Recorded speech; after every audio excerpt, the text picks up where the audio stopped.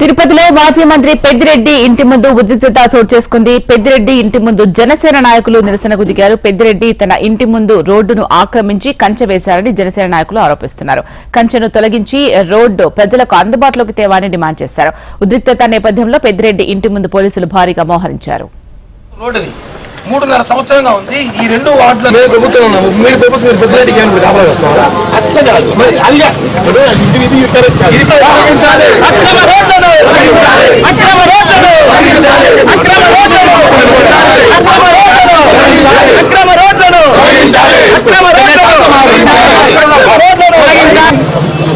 ధర్నా చేయొచ్చు.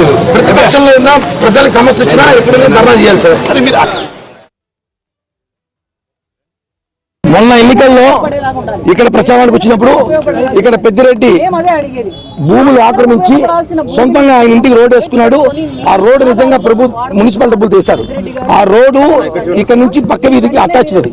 ఇక్కడ జనం పోవాలంటే తిరుక్కొని 2 కిలోమీటర్లు పోవాలి. ఆ రోడ్డు ఓపెన్ చేయమంటే చేయలేదు. గత ప్రభుత్వం వాళ్ళ హయాంలో వాడుకున్నారు.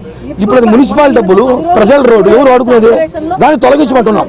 తొలగించమంటే ఈ రోజు పోలీసులు వచ్చి పెద్దడికి సపోర్ట్ ఇవ్వడానికి అర్థం కావట్లేదు. మేము ఒకటే చెప్తున్నాం, ఆ రోడ్డు తొలగించి మున్సిపల్ అధికారులు వచ్చే వరకు అక్కడ ధర్నా చేస్తాం. ఈ రోజు మిస్ అవ్వచ్చు, రేపు మళ్ళీ చేస్తాం, ఎల్లుండి మిస్ అయితే మళ్ళీ చేస్తాం. ఆ రోడ్డు తొలగించే వరకు జనసేన పోరాటం చేస్తుంది. పవన్ కళ్యాణ్ గారు చెప్పారు, మనల్ని చూసిన ఓటేసారు ప్రజల కష్టాలు తెచ్చమన్నారు. ప్రజలు ఇబ్బంది పడతారు రోడ్డు వల్ల. ఆ గేటు కొట్టించే వరకు జనసేన పోరాటం చేస్తుంది. తిరుపతిలో మాజీ మంత్రి పెద్దిరెడ్డి ఇంటి ముందు ఉద్రిక్తత చోటు చేసుకుంది. పెద్దిరెడ్డి ఇంటి ముందు జనసేన నాయకులు నిరసనకు దిగారు. పెద్దిరెడ్డి తన ఇంటి ముందు రోడ్డును ఆక్రమించి కంచె వేశారని జనసేన నాయకులు ఆరోపిస్తున్నారు. ఇక ఇదే అంశానికి సంబంధించి మరిన్ని అప్డేట్స్ మా ప్రతినిధి సురేష్ అందిస్తారు. సురేష్, చెప్పండి, ఇంకా ఉద్రిక్తత కొనసాగుతోందా?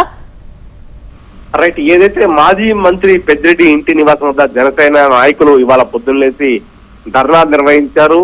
మున్సిపాలిటీ రోడ్డుని అక్రమంగా ప్రభుత్వ ధనంతో నిర్మించి అక్రమంగా వాడుకుంటున్నారంటూ స్థానికుల ఫిర్యాదుతో జనసేన నాయకుల వారికి అండగా నిలబడి ధర్నా చేసిన పరిస్థితి నెలకొంది. దీంతో పోలీసుల రంగ ప్రవేశంతో కాస్త ఉధృత వాతావరణం నెలకొంది. ఏదైతే పూర్తిగా ఆ రోడ్డుని పెద్దిరెడ్డి నివాసంలోకి పూర్తిగా మార్చేశారు.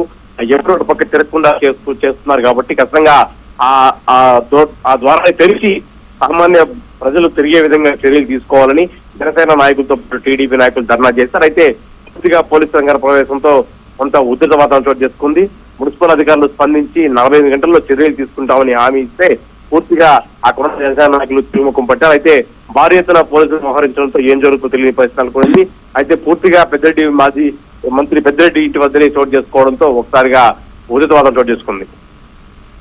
రైట్, ఇప్పుడు జనసేన నాయకులు ఏం డిమాండ్ చేస్తున్నారు? నిజంగానే పెద్దిరెడ్డి ముందు ఉన్న రోడ్డును ఆక్రమించుకోవడం అని చేస్తున్న ఆరోపణల్లో వాస్తవం ఎంత? అధికారంలో ఉన్నప్పుడు అధికార దుర్వినియోగం పాల్పడినారని జనసేన నేతలు వాపోతున్నారు.